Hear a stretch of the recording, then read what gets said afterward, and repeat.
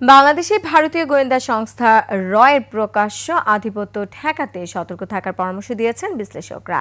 রাজনৈতিকভাবে ধর্মীয় সম্প্রদায়কে ধ্বংস করতে রকে ব্যবহার করে ভারত সরকার, তাই শুধুমাত্র আনুষ্ঠানিক সম্পর্ক রক্ষার পরামর্শ তাদের। সম্প্রতি কানাডায় হত্যা ও যুক্তরাষ্ট্রে হত্যা চেষ্টার অভিযোগে রয়ের উপর নিষেধাজ্ঞার সুপারিশ করেছে যুক্তরাষ্ট্রের আন্তর্জাতিক ধর্মীয় স্বাধীনতা বিষয়ক কমিশন USCIRF। বিস্তারিত আকবর হোসেন সুমনের রিপোর্টে।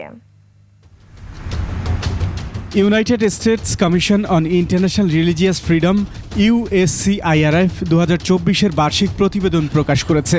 এতে ভারতের অংশে কানাডায় শিখ হরদীপ সিং নিজার হত্যা ও যুক্তরাষ্ট্রে গুরপাতওয়ান সিং পান্নুকে হত্যা চেষ্টায় জড়িত থাকার তথ্য উল্লেখ করা হয়েছে। 5ই আগস্টের পর ভারতীয় সেনাপ্রধান হঠাৎ করে বলল যে বাংলাদেশে এখন ISI জায়গা করে নিচ্ছে। তার মানে কি, এতদিন ছিল, এখন 5ই আগস্টের পরে আর এখানে থাকতে পারছে না, সুতরাং শূন্যস্থান তৈরি হয়েছে এবং তাদের ভয় হচ্ছে ওইখানে এখন ISI এসে জায়গা করে নিচ্ছে।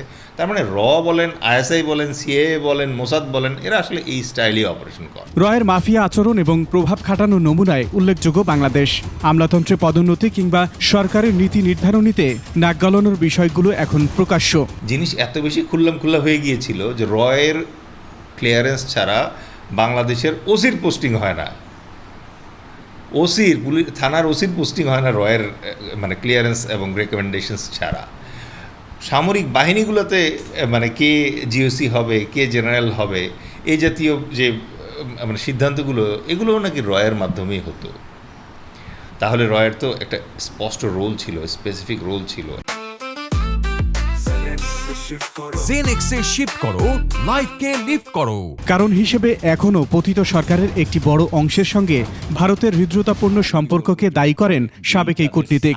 আমরা তো গণতান্ত্রিক রাষ্ট্র, আমরা তো চীন বা আমরা তো না উত্তর কোরিয়া না, সুতরাং আমাদের বলতে হ্যাঁ থাকো, কিন্তু ওর সাথে বাংলাদেশের কে কি করে সেটা আমাদের জানতে হবে, সেটা আমাদের ঠিক করতে হবে, যেই জায়গাটা কখনোই করা হয় না। নিষিদ্ধ কিংবা পরাস্ত না করতে পারলেও রয়ের বিষয়ে কৌশলী হওয়ার পরামর্শ রয়েছে। বাস্তবতা হচ্ছে বাংলাদেশের গোয়েন্দা সংস্থা যারা আছে তাদেরকে এখানে উদ্যোগ নিতে হবে। বাংলাদেশ সশস্ত্র বাহিনীকে হঠাতে উদ্যোগ নেওয়ার পরামর্শ বিশ্লেষকদের।